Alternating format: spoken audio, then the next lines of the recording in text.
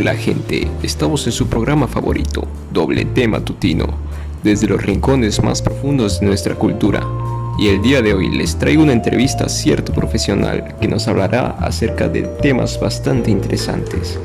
Con ustedes, el señor Joaquín. Hola, ¿qué tal? Muchas gracias por invitarme. Al contrario, muchas gracias por venir al programa. Hoy le tenemos ciertas preguntas que estoy seguro de que usted podrá ayudarme a contestar. Claro, con mucho gusto. Pero antes de pasar con ellas, cuéntenos un poco acerca de usted. Bueno, mi nombre es Joaquín Rodríguez, tengo 27 años y trabajo como antropólogo cultural, por lo que me dedico a estudiar distintas culturas a lo largo del mundo. Hubo un tiempo en el que me dediqué a la arqueología, por lo que estuve en diferentes trabajos relacionados a esta, como el descubrimiento de vasijas y restos en pirámides mayas. Aunque actualmente me encuentro trabajando en el tema de las familias y el matrimonio en las culturas actuales, el cual considero que es un tema muy importante para investigar, ya que podemos ver que hay diferencias entre nuestra cultura y las de otras sociedades. ¿Te parece entonces si empezamos por las preguntas? Adelante. Muy bien. Primera pregunta. Dime, ¿cuáles son algunas de las diferencias entre el matrimonio en las sociedades industriales y fuera de estas? Ok, empezamos con una pregunta bastante interesante. Verás, mientras que el matrimonio en las sociedades industriales es un concepto que abarca a dos personas, es decir, el novio y la novia, el matrimonio fuera de estas sociedades es distinto. En estas, el matrimonio es un asunto del grupo, es decir, que las personas no solo toman al esposo o la esposa, sino que también forman compromisos con los miembros de un grupo, y esa es una diferencia clave entre las culturas. ¡Wow! Sorprendente. Entonces, eso significa que cada cultura tiene lo suyo, en cuanto a la forma en la que organizan un matrimonio. Así es, mi querido Joaquín, y en lo personal considero que es bastante interesante. Siguiente pregunta, Joaquín. ¿Podría explicarnos más a fondo cómo se da este compromiso con el grupo? Pues podemos decir que al casarse las personas no lo hacen solas, sino que van con el respaldo del grupo o la filiación a la que pertenecen. Esos miembros suelen contribuir con una compensación por la novia, un regalo tradicionalmente común antes, en el momento o después de la unión de dichas personas, que hace el marido a los parientes de la esposa y viceversa, aunque en cada cultura es diferente esta compensación. Una tradición bastante inusual, me dirás tú, aunque me pareció interesante el ver, como tú decías, que existe una contribución como parte de una compensación. Antes de continuar, iremos a unos cortes comerciales. En Soriana Hiper, los precios van de bajada. Plátano Chiapas a solo $5.90 el kilo. Además, la manzana Red Delicious importada de Washington a solo $19.65 el kilo. En Soriana Hiper, enero hazlo hiper ahorrando. A enero 10 aplican restricciones.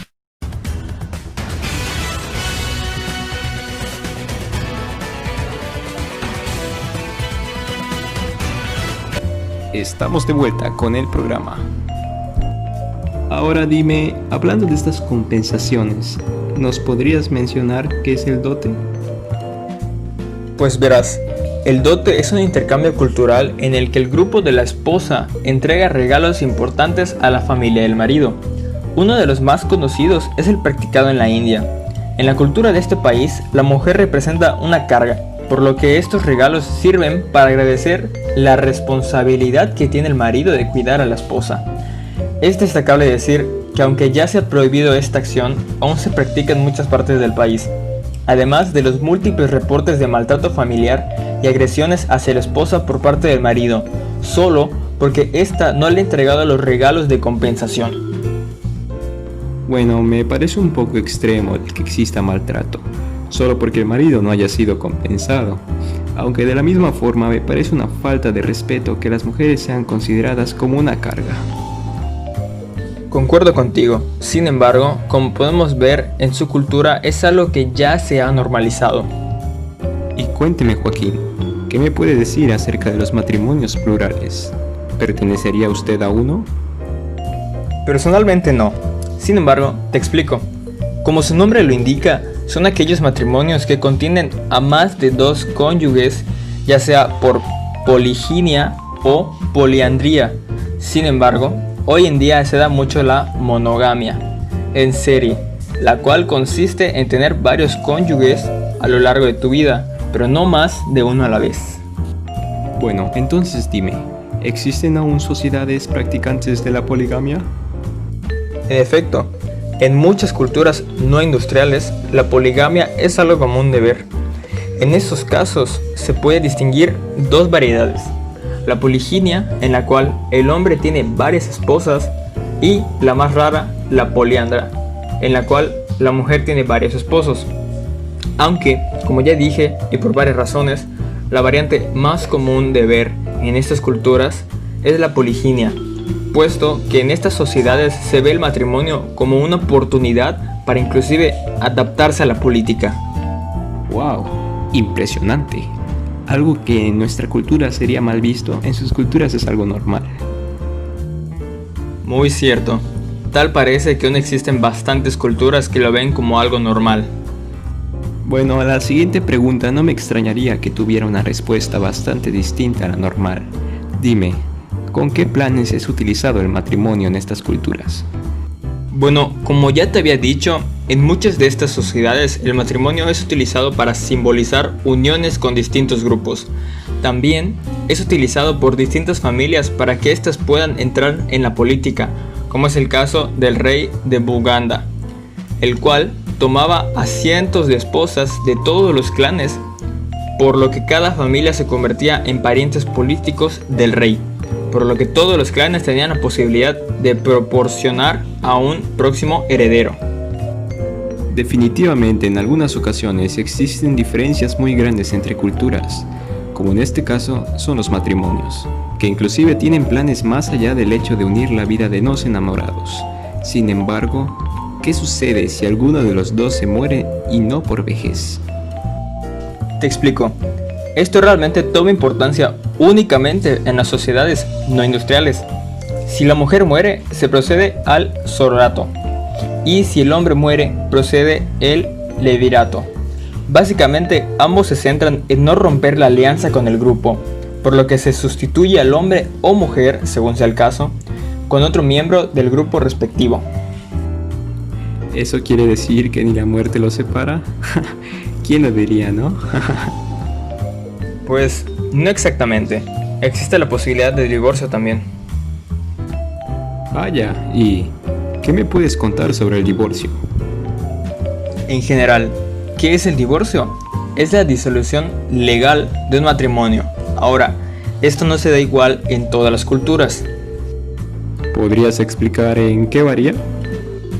Claro, mira, lo que pasa es que en los matrimonios que constituyen alianzas políticas es más difícil de disolver que en aquellos que son individuales, es decir, la esposa y los hijos únicamente. Poniendo el caso de las sociedades tribales, las elevadas compensaciones por la novia disminuyen los casos de divorcio, de sororatos y de leviratos. Y ya para cerrar, ¿qué opinas del divorcio actual? A mi parecer, ya no se toma la seriedad de antes al matrimonio y por consecuente al divorcio. Un estudio realizado en 1992 explica los patrones cambiantes del matrimonio a lo largo de las generaciones, usando a mujeres como sujeto de prueba. La primera, nacida entre 1908 y 1912, hace más de 100 años, y la última, nacida en 1970. Aunque hay pocos cambios en la tasa del primer matrimonio a través de las generaciones, la posibilidad del divorcio varía enormemente. La probabilidad para la primera generación era del 22 por cada 100 versus el doble de la misma, el 44 por 100 para las mujeres nacidas en 1970. ¿Qué te parecieron estas preguntas, Joaquín? Pues a mi parecer es un tema muy interesante y que sin duda alguna es agradable de contar hacia los demás. ¿Opinas que las diferencias entre nosotros nos hacen especiales? Por supuesto, creo que cada cultura tiene rasgos que la caracterizan y la hacen única, aunque pienso que es importante que entre las culturas exista el respeto. Siempre me ha parecido que la forma de ser de cada cultura es un mundo único y que tiene que ser respetado como tal. Como conclusión final a este tema, podemos observar que cada cultura tiene características que la diferencian, como dijo mi compañero.